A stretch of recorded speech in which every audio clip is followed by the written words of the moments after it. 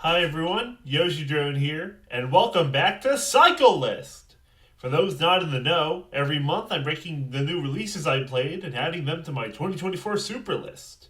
We got quite the interesting lineup of games in February, so let's jump right in! First up we have, I don't think I can say that title on YouTube, huh? Suicide Squad Killed the Justice League is the newest game in the so-called Arkhamverse.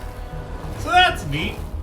Basically, in this game, an alien conqueror named Brainiac has set his sights on Earth and has even mind-controlled this world's greatest heroes to do his bidding, meaning it's up to a ragtag group of second-rate villains to save the world. We're stepping out of the grungy Gotham streets and into the war-torn city of Metropolis. It's a whole new open world for the Sous Chef Squad. Thank goodness, it'd be a shame to put all this cool new movement to waste. If there's anything I love in a game, it's a lot of cool movement options. And each anti-pro tag here has a little something of their own.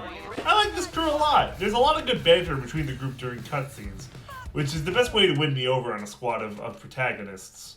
All this aerial movement is super useful for not only traversal, but combat too. All these different arenas have lots of open spaces and verticality, so you gotta use those skills to keep the battle flowing.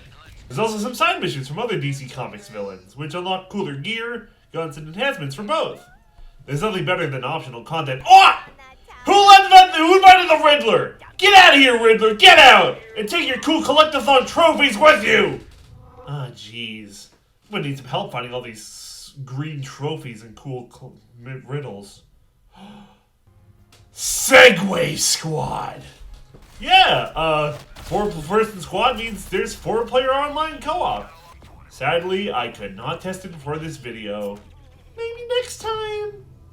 We'll see. Overall, Sous Squad's got some fun moving and shooting. I don't think it's gonna blow your mind or anything. Hey-o! As I was saying, it's not doing anything that different from the competition as far as I can tell. What it does do is pretty fun. And ain't that what a game's supposed to be? Fun? I think I'll put it there. Why? It's an honest third place slot. For now. Let's move on to the next game. Well, next up, where do I even begin with this one? Well, you know those old Zelda memes with the bad animation? Do I need to explain more than that?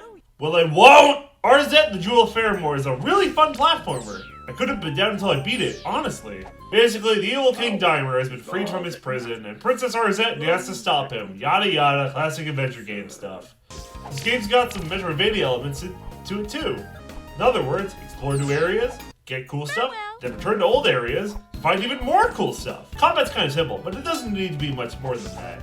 You got a sword, you got items, you got a gun. Wow, that's kind of a big trend this year, huh? This game's cutscenes are more than the new material it's based on. There's some genuinely funny stuff here. Well, you would ask about that. No, and if I may be so bold, I'd say this mess could have been avoided if the Book of Ocarin was kept by a skilled librarian like myself. Skills? Like prioritizing the romance section? Quiet, you miserable wretch!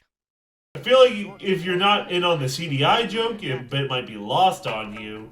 But I still feel this game is amazing. How amazing? Boom! Put it at the top of the list amazing! I seriously couldn't put it down until I beat it. This is quality stuff. I still haven't beaten the previous frontrunner Pow World.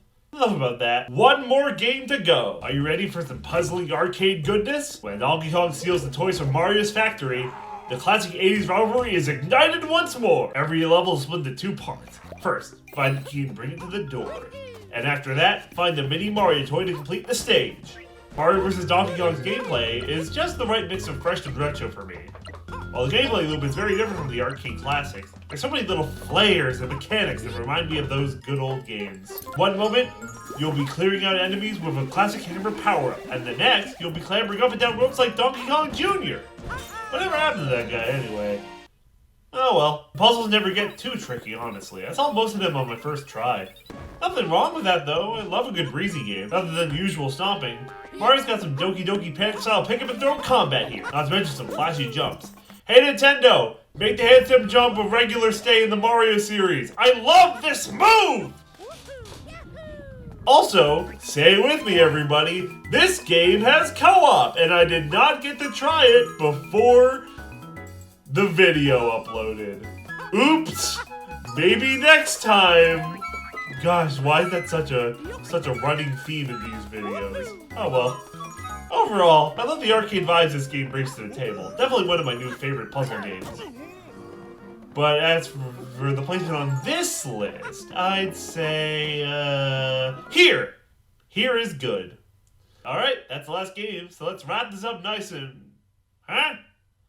What do you mean Nintendo Direct?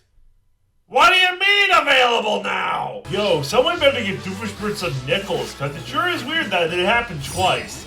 Right after the script wrapped up, another game shadow dropped.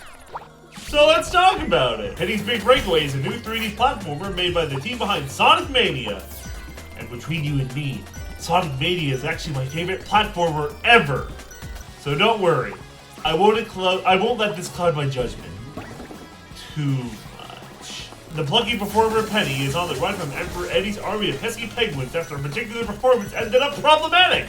That too many P's for you? Too bad. Luckily, she's got sick yo-yo tricks to keep her momentum going. All sorts of swings and flips and even riding like a bike. Just look at her go! I love how vibrant the colors in each stage look.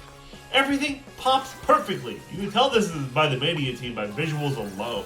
Of course, the speed helps identify too. Look at Penny go! The boss fights are also really good too. Nothing too difficult here, but each one stands out from the others in very unique ways, which I can definitely appreciate. Penny's Big Breakaway is full of charm and good platforming. Easily one of the best games I've played this year so far. Let's slap it right here, shall we? I think that's a good spot. And that's going to conclude our time here today. I tried out some new things with this one, so I hope you enjoyed it. This series is all about self-improvement after all. Be sure to let me know any constructive criticisms in the comments below. And definitely be sure to complain about the lack of Persona 3 in the comments below too. And remember, it's not about the days of the month that count, it's the hours spent within them.